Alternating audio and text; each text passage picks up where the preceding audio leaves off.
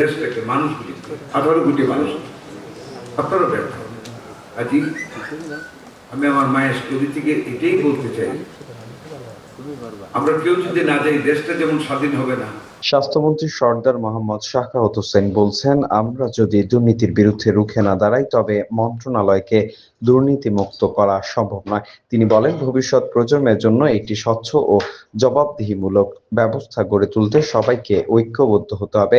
রোববার রাজধানীর পূর্বাঞ্চলে বাংলাদেশ চায়না ফ্যানফ্রিপ এক্সিবিশন সেন্টারে 17তম এশিয়া ফার্মা এক্সপোর উদ্বোধন অনুষ্ঠানে প্রধান অতিথির বক্তব্যে তিনি এসব কথা বলেন। মন্ত্রী জানান, হামের টিকা সংকট মোকাবেলায় 604 কোটি টাকা বরাদ্দ দিয়ে নতুন করে টিকা ক্রয় করা হচ্ছে। এছাড়া বেসরকারিভাবে 5টি ভেন্টিলেটরের ব্যবস্থা করা হয়েছে, যার 4টি রাজশাহীতে পাঠানো হবে। তিনি আরো বলেন, হামে আক্রান্তের সংখ্যা বৃদ্ধির কারণে শিশু হাসপাতালে, ঢাকা মেডিকেল ও ডিএনসি ডেডিকেটেড হাসপাতালে আইসিইউ প্রস্তুত রাখা হয়েছে। অনুষ্ঠানে স্বাস্থ্য মন্ত্রণালয়ের ঊর্ধ্বতন কর্মকর্তারা উপস্থিত ছিলেন। Asia Pharma Expo plays a vital role in connecting global expertise with you all to this August gathering in this good morning. especially from the source, he was sourcing the #1 company of Bangladesh.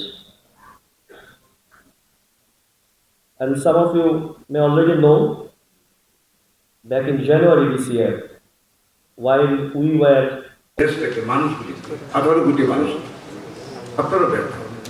আজই আমি আমার মায়ের story থেকে এটাই বলতে চাই, আমরা কেউ যদি না যাই দেশটা যেমন স্বাধীন হবে না।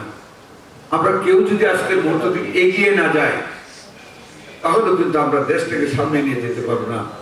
দৈনিক আজকের বাংলা .net